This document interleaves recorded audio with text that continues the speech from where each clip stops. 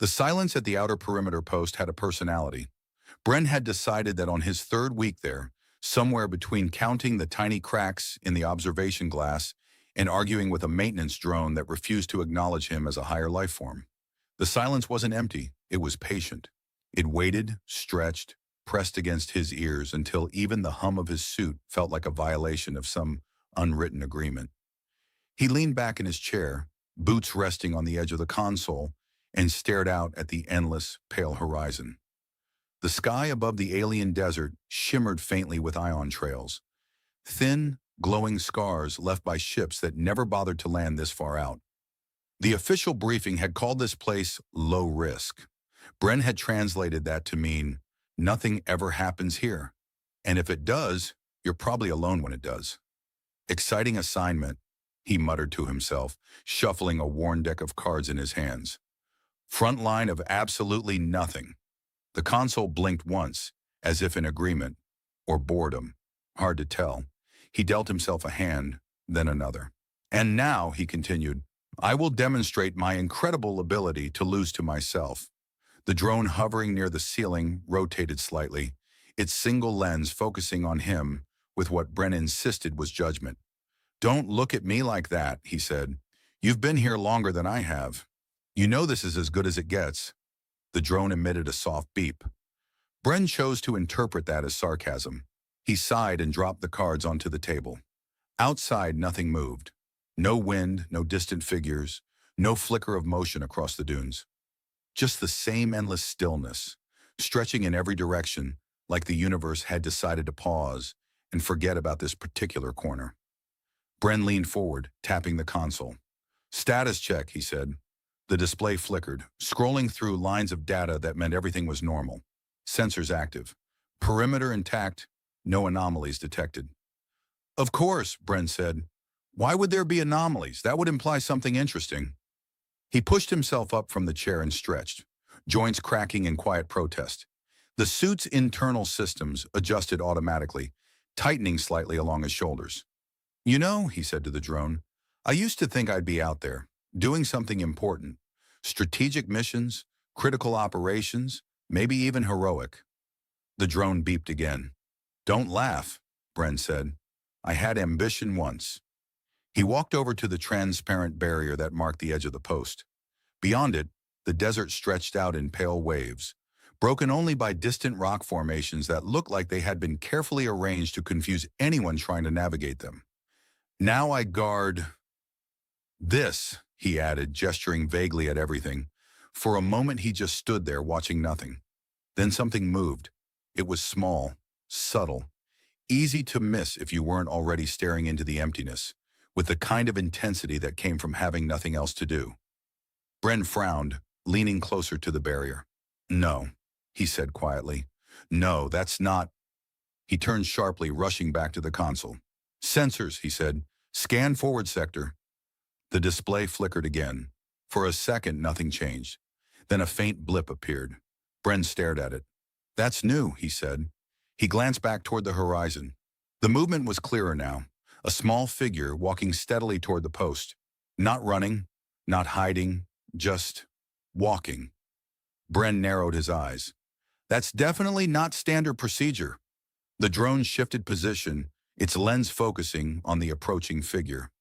Do you see that? Bren asked. The drone beeped once. Good, mower, he said. So I'm not hallucinating. That's a relief. Mildly.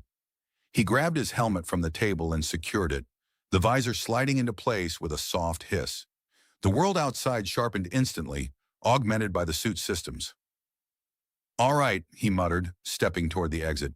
Let's go meet the unexpected. The outer door slid open, releasing a brief gust of conditioned air into the still desert. Bren stepped out, boots pressing into the fine pale sand. The figure continued approaching. Closer now. Small. Definitely small. Bren slowed, confusion creeping into his posture. That's a child? He stopped a few meters from the barrier, watching as the figure came into full view. She looked almost human. That was the first thought that crossed his mind. The proportions, the shape of her face, the way she moved, it all felt familiar. But then there were the differences. Her ears, long and gently curved back, marked her as something else entirely. Her eyes held a quiet depth that didn't quite match her size. She walked straight up to the barrier and didn't stop. Bren's eyes widened behind the visor. "Wait!" She passed through it. No resistance, no flicker of energy, no alarm, just through. Bren froze. The girl stepped into the post, looking around with calm curiosity, as if she had just entered a room she had been invited into. Behind him, the console remained silent. No alerts, no warnings, nothing. Bren slowly turned, staring at her. "That," he said carefully, "is not how that's supposed to work." The girl looked at him. Then she smiled. And Bren had the distinct, unsettling feeling that whatever the silence at the post had been waiting for, it had just arrived. Bren stood there for a few seconds longer than he would ever admit in an official report, staring at the girl as if the act alone might force reality to correct itself. The barrier behind her shimmered faintly, completely intact, as if it hadn't just been ignored in the most disrespectful way possible. "Right," he said finally, lowering his helmet visor. "I'm going to assume you're real. Mostly because if you're not, then I've been talking to a drone for 3 weeks and that would be embarrassing." The girl tilted her head slightly, studying him.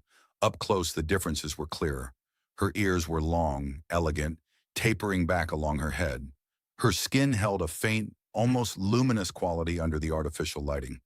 But her expression, curious, calm, faintly amused, felt disarmingly human. Bren pointed at the barrier. "You just walked through that." She glanced back at it, then at him, as if unsure why that mattered. "That," Bren continued, "is a military-grade perimeter field. It's designed to stop armored units, hostile drones, and anything that looks at it funny. You just walk through it like it was a curtain." She stepped closer to the barrier again and, without hesitation, reached out and passed her hand through it once more. Bren groaned. "Okay, great. Fantastic. That's exactly what I needed today. A small, mysterious being casually rewriting the laws of my assignment." She turned back to him, her expression unchanged, then walked further inside the post, as if she had decided the demonstration was sufficient. Bren followed her with his eyes. "You're not even a little concerned about how strange this is, are you?" No answer. "Of course not," he muttered. "Why would you be?" She stopped near the table and looked down at the scattered deck of cards. Her gaze lingered there for a moment. Then she reached out and picked one up, turning it between her fingers as if examining an artifact. Bren hesitated, then stepped closer. "Those are not advanced technology," he said, "just in case you're trying to figure out how they work. They're mostly disappointing." She glanced at him, then placed the card back down with careful precision. "Okay," Bren said, rubbing the back of his neck. "Let's try something simple.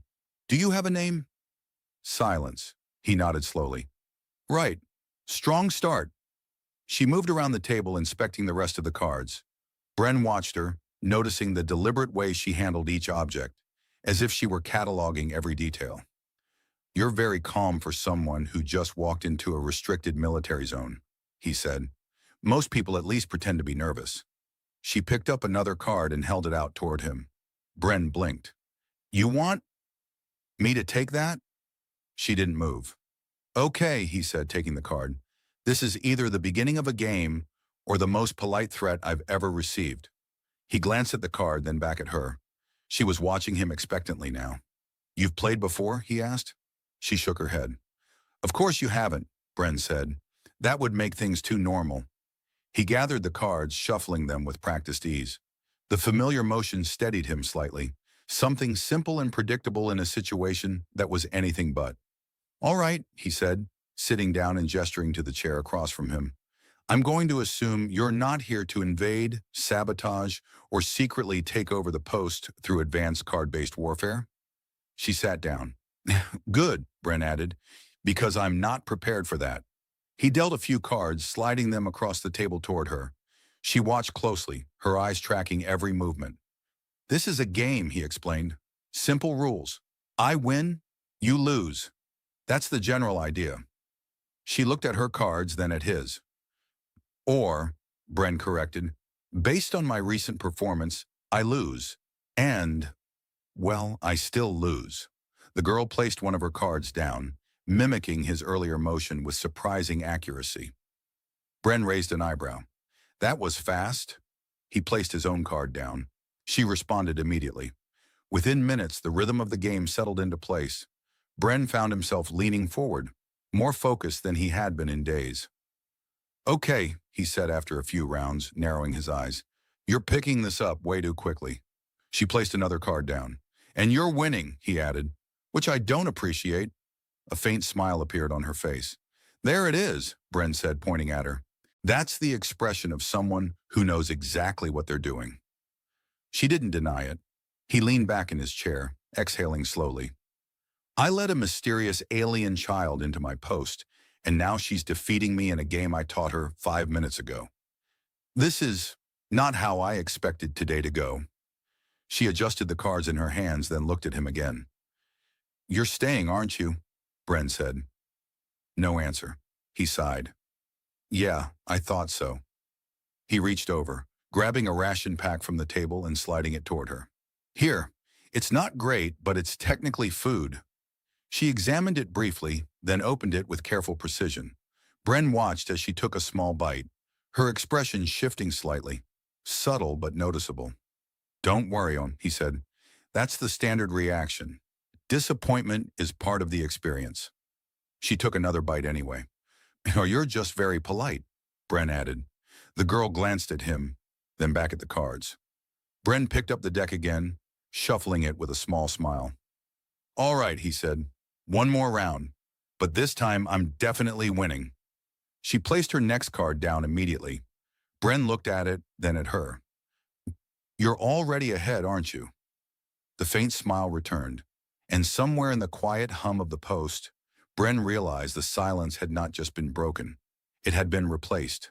Bren had officially stopped trying to understand the situation about an hour ago. This was a strategic decision, not because he didn't want to understand it, but because every attempt made it worse. The barrier still functioned perfectly. The sensors still reported no breach. The drone continued to float in the corner like a silent witness to a crime it refused to report. And across from him, a small alien girl with long, elegant ears was quietly defeating him at cards for the 9th time in a row. At this point, Bren said, placing his cards down with exaggerated care, I have to assume you're either a tactical genius or I've been massively overestimating my intelligence my entire life. She looked at him, then at the cards, then placed her final card down. He leaned forward, stared at it, then leaned back again. Yeah. No, that checks out. I've been overestimating myself. She gave a small, satisfied nod. You're enjoying this, Bren added. A pause, then, very slightly, she nodded again. Bren pointed at her. I knew it. That's not the face of someone who's neutral. That's the face of someone who's winning and pretending it's an accident. She didn't argue. He gathered the cards, shuffling them slower this time, watching her from the corner of his eye. She had settled into the space completely now. No hesitation, no uncertainty. As if the guard post had always been part of her world. That thought lingered longer than he expected. You really shouldn't be this comfortable here, he said more quietly. She tilted her head. This place, Bren continued, gesturing around, isn't exactly designed for this. He waved vaguely between the two of them. Card games, shared meals, unexpected visits from mysterious children who ignore military-grade defenses. She reached up and adjusted his patrol cap again. At some point, she had claimed it completely. It sat slightly crooked on her head, slipping just enough to require constant correction. Bren watched her fix it with careful concentration. Okay, he admitted. That part is kind of working. She looked at him as if waiting for him to continue. He sighed. I'm supposed to report you, you know. No reaction. There's a whole protocol, he went on. Unexpected contact, unknown entity, possible threat assessment. I say a lot of serious things into the console, and then people who outrank me start making decisions. She blinked slowly. Yeah, Bren said. That's about the response I expected. He didn't move toward the console. Instead, he dealt another hand. The game resumed, quieter this time. The rhythm had changed. It wasn't just distraction anymore. There was something steady about it, something that filled the space in a way the silence never had. Bren found himself watching her more closely between turns. The way she studied the cards, the precise movements of her hands, the faint shift in her expression when she made a decision. There was a kind of focus there that didn't feel childish. "You don't talk much," he said after a while. She placed a card down. "I talk enough for both of us, so I guess that balances out." Another card. "You're still winning." A faint smile. "Of course you are." He leaned back, stretching his arms behind his head. "You know, if anyone asks, I'm going to say you trained for this. Years of preparation, elite card academy, top of your class." She looked at him, clearly considering this. "Don't tell me you're actually thinking about it," Bren said. She placed her final card down. He stared at it, then at her. "You're impossible." The drone above them emitted a soft series of beeps. Bren glanced up. "Oh, now you have opinions? Where were you when I was losing the first 5 rounds?" The drone rotated slightly. "Traitor," Bren muttered. The girl followed his gaze, watching the drone with quiet interest. For a moment, the room fell into a different kind of silence. Not empty, but full. The hum of the systems, the faint shifting of air, the soft presence of two beings who had no clear reason to be in the same place, yet somehow were. Bren exhaled slowly. "You came from out there," he said, nodding toward the horizon beyond the barrier. She turned her head slightly in that direction. "And you just walked in." A small nod. He frowned. "That's still bothering me." She looked back at him. "You're not going to explain it, are you?" No answer. "Yeah, I didn't think so." He picked up the deck again, shuffling absent-mindedly now. "You know what the worst part is?" She waited. "I'm getting used to this," he said. "That's the dangerous part. Not the mysterious arrival, not the complete violation of every system I rely on. No, it's that I'm starting to think this is normal." She tilted her head again, studying him with the same quiet curiosity. "And it's not normal," Bren added quickly. "Just to be clear, this is extremely not normal." She reached forward and tapped the deck lightly. He paused, then smiled faintly. "Yeah, one more round." He dealt the cards. Outside, the horizon remained still. The war, distant and unresolved, continued somewhere far beyond the quiet perimeter. But inside the post, something had shifted. Not loud, not dramatic, just different. Bren placed his card down. The girl responded immediately. "You're still going to win, aren't you?" A small smile. He shook his head. "I should have reported you when I had the chance." She adjusted the cap again, perfectly calm. Bren watched her for a moment, then leaned back in his chair. "Nah," he said quietly. "This is better." Bren noticed the change before he understood it. It wasn't something obvious. No alarms, no flashing warnings, no dramatic shift in the environment, just a faint vibration. So subtle it could have been mistaken for the hum of the station's systems if he hadn't spent so many hours memorizing every sound this place could make. He paused mid-shuffle. "And that's new," he said quietly. The girl didn't look up. She was organizing the cards again, aligning their edges with precise care, as if the universe depended on their symmetry. Bren tilted his head, listening. The vibration came again, slightly stronger this time, like a distant echo pressing against the edges of perception. He slowly turned toward the console. "Don't move," he said instinctively. The girl immediately placed another card down. Bren blinked. "Okay, I should be more specific. Don't move. From actually, no, you're already not listening." He stood up and walked over to the console, tapping it lightly. The screen flickered, then stabilized. For a second, everything looked normal. Then the sensors updated. Bren leaned closer. "Oh," he said. The display filled with faint signals, multiple signatures approaching from the far horizon. Organized, structured, definitely not random. He stared at it for a moment longer than necessary. "Oh," he repeated, this time with less enthusiasm. Behind him, a card slid onto the table. He glanced back. You're still playing? The girl looked up at him, completely calm. Bren pointed at the console. There's something coming. She followed his gesture with her eyes, then looked back at him. That's not reassuring, he muttered. The vibration deepened, no longer subtle. It rolled through the ground beneath the post, low and steady, like something massive was moving with quiet confidence. Bren exhaled slowly. All right, this is where the nothing ever happens part of my assignment officially ends. He stepped toward the barrier, activating his visor again. The world outside sharpened, the distant horizon now shifting with movement that had not been there before. Shapes, multiple, advancing. Bren's posture straightened slightly, not fear, yet, but focus. That's a convoy, he said under his breath. He turned back briefly. The girl was still seated, one hand resting on the table, the other holding a card. She watched him, not the approaching shapes. You really don't react to anything, do you? Bren said. She tilted her head. Right. He stepped outside.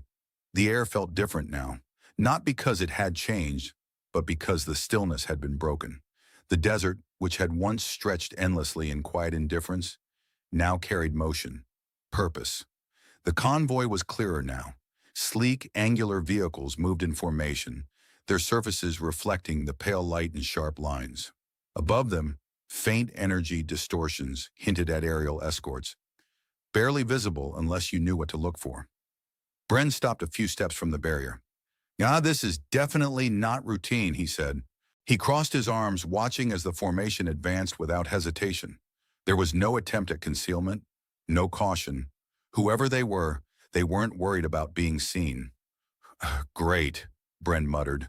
Confident strangers, always a good sign. Behind him, the soft sound of movement. He turned his head slightly. The girl had stepped outside the post. Bren's eyes widened. Hey, no. That's the opposite of what I meant earlier. She walked past him, calm, unhurried, straight toward the approaching convoy. Bren stared at her, then back at the horizon, then back at her again. You cannot be serious. She didn't stop. Okay, Bren said, stepping after her. New rule. When unidentified, possibly important, definitely intimidating groups approach, we do not walk toward them like it's a casual afternoon stroll.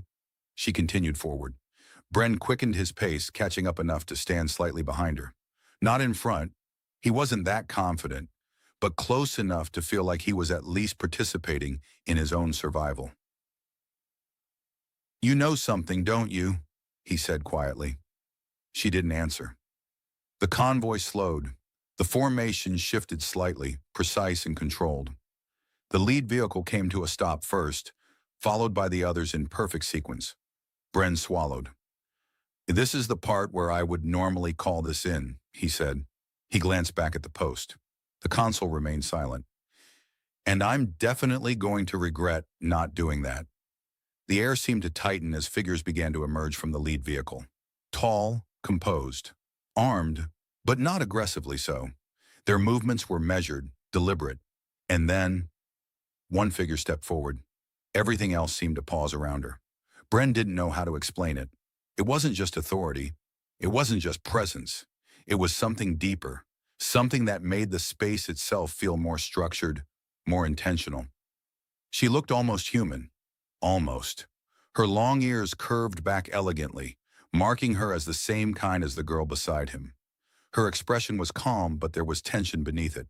Controlled, contained. Her eyes moved, past Bren, to the girl.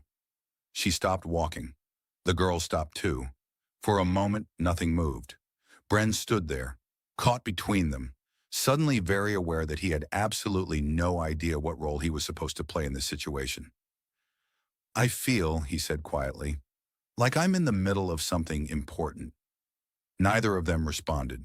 The wind, which had been absent all day, finally stirred, just enough to shift the sand slightly around their feet. The girl adjusted the patrol cap on her head, and the woman's expression changed, not dramatically, not obviously, but enough. The silence between them stretched, but it was no longer empty. It carried weight now. Expectation, recognition, something older than the war that surrounded them. Bren shifted his stance slightly, unsure if he should stand still, step back, or simply disappear into the sand and let more qualified people handle whatever this was. "I vote for disappearing," he whispered to himself. No one acknowledged his vote. The tall woman stepped forward again, slower this time. Her gaze remained fixed on the girl, but there was something else now, something restrained, carefully held back. Not anger exactly, not relief either. Something in between. Bren cleared his throat. "All right," he said, raising a hand slightly.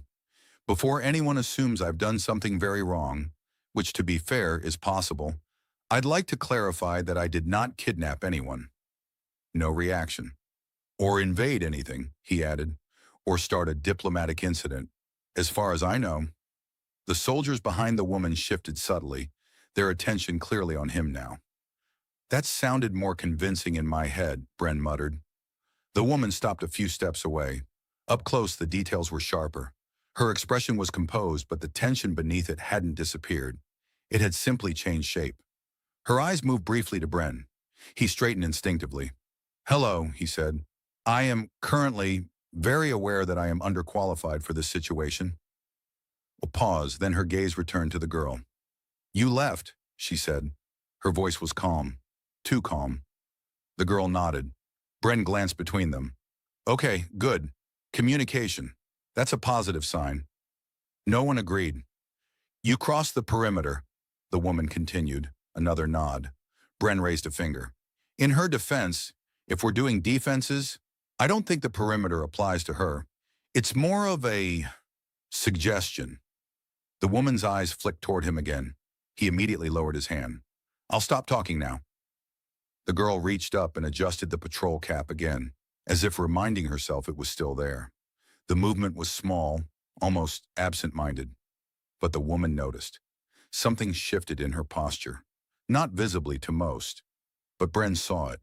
The tension that had been sharp and ready softened, just slightly like a line pulled too tight had finally been allowed to loosen. "She was laughing," the woman said more quietly now. Bren blinked. "Yes," he said carefully. "There was some laughter involved." The girl looked at him. "And card games," Bren added. "A lot of card games. Mostly me losing." A faint sound came from the girl, soft, almost like a breath shaped into something warmer. The soldiers behind the woman shifted again, but this time it wasn't tension, it was uncertainty. The woman stepped closer. Bren didn't move, not because he was brave, he was very sure this was not bravery, but because moving felt like it would interrupt something fragile. The girl stepped forward too. They stopped just in front of each other. For a moment, nothing happened. Then the girl reached up, tugged the cap slightly, and looked up at the woman with that same quiet, steady expression she had worn all afternoon. Bren held his breath. "I feel like I should salute," he whispered, unsure why. The woman exhaled slowly, not sharp, not controlled, just slow. "You were not afraid," she said. The girl shook her head. "And you came here." A nod. The woman's gaze shifted briefly to Bren again. This time it lingered. Bren pointed to himself. "I was here already," he said. "Just to be clear, I didn't go anywhere." No one laughed. "Tough crowd," he added quietly. The woman looked back at the girl. "You stayed." Another nod. There was a long pause. Then, very slowly, the woman's shoulders lowered, just enough to notice if you were paying attention. Bren noticed. "Oh," he said under his breath. "That's new."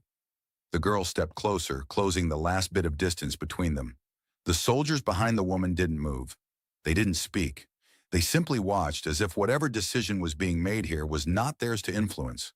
The girl lifted a hand, hesitated for the briefest moment, then rested it lightly against the woman's arm.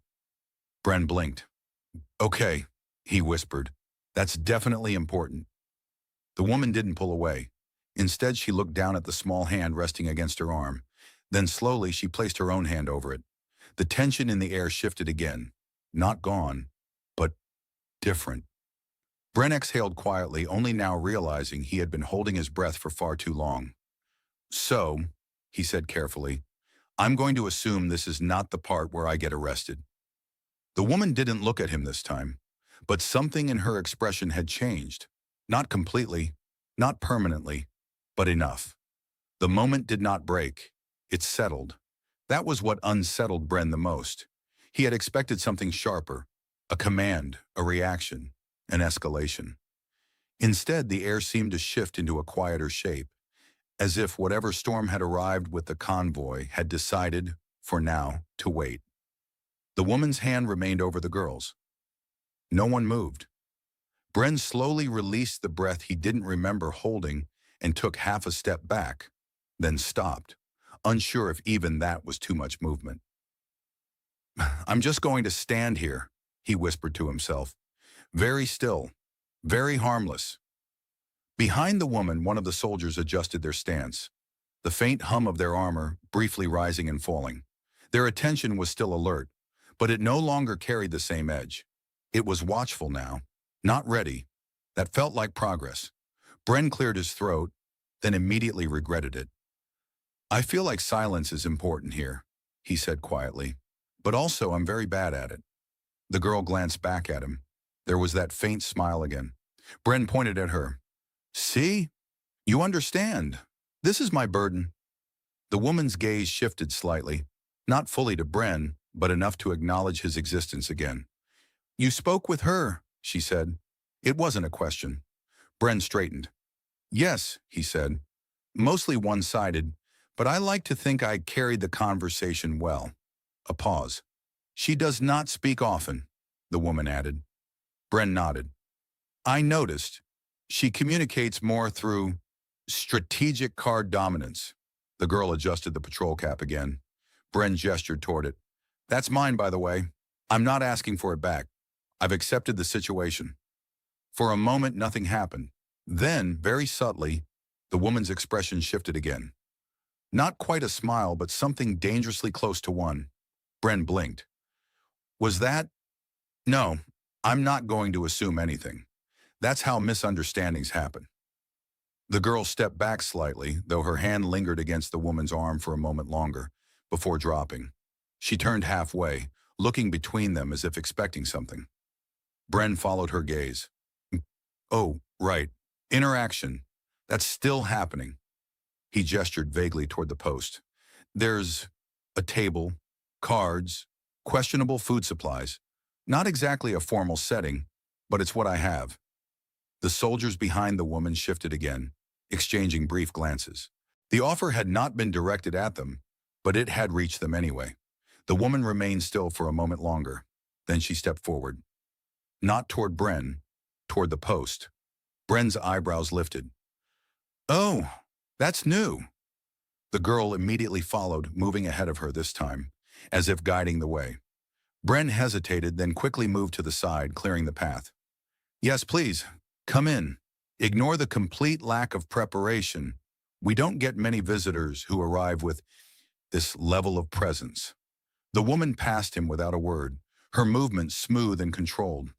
Up close, the subtle details of her presence became more apparent.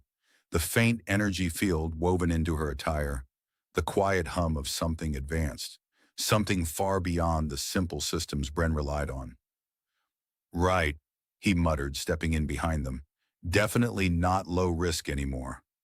Inside the post, the atmosphere felt different. Smaller somehow, despite nothing physically changing.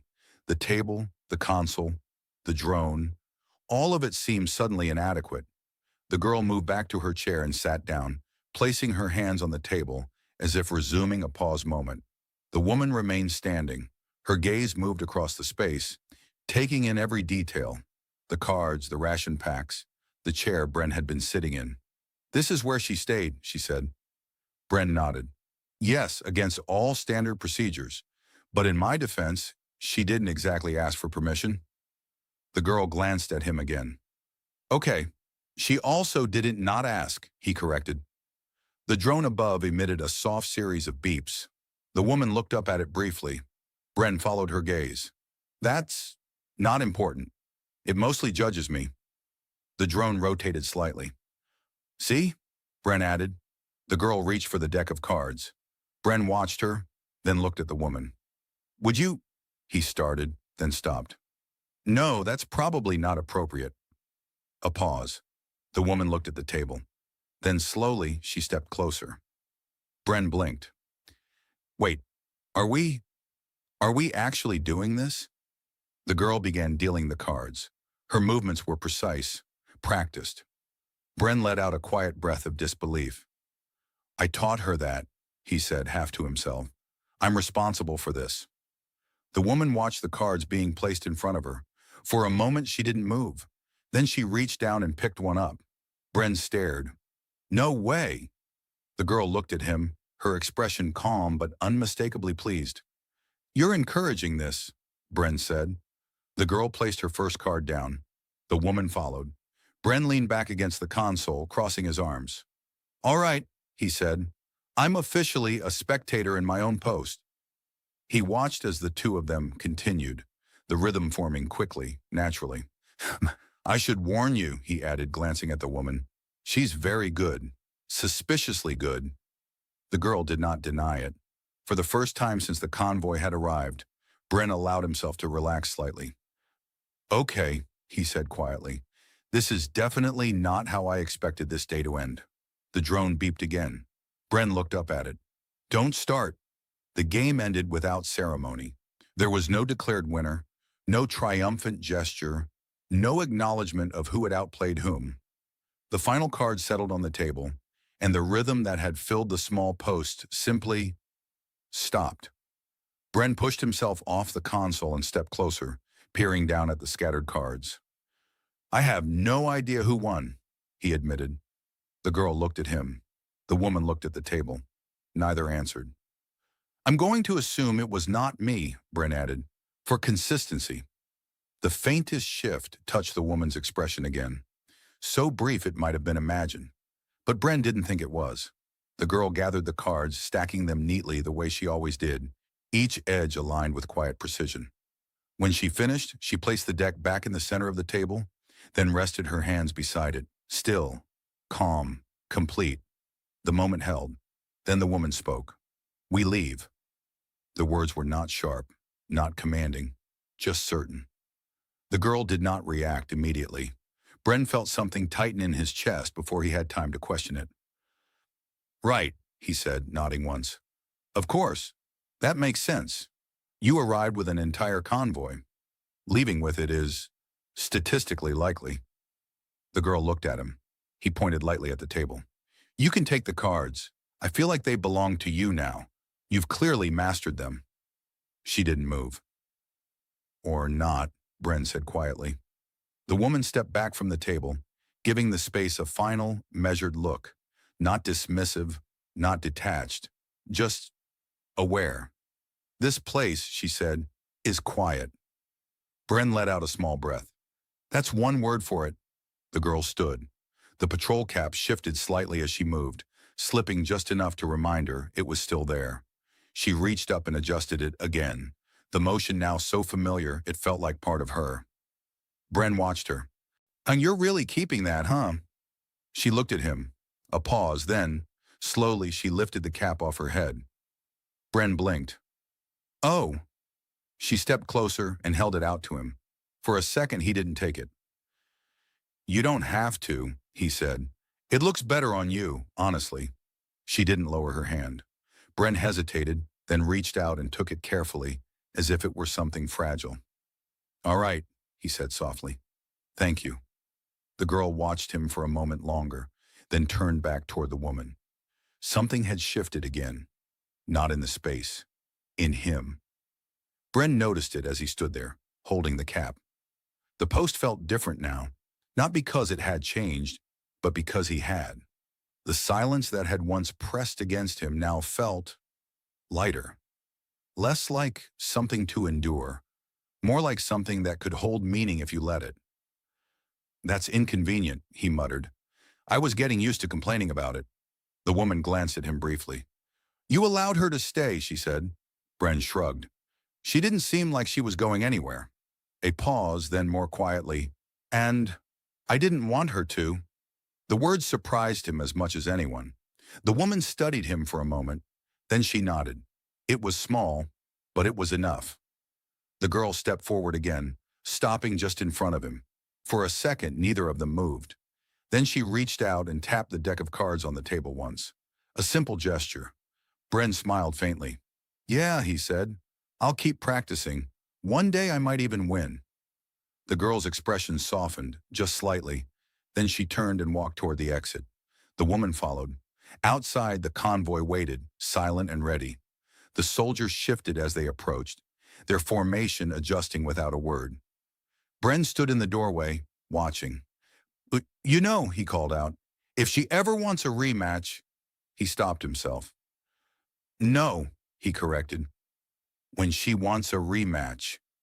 I'll be here. The girl paused briefly, just at the edge of the sand. She didn't turn around, but she didn't need to.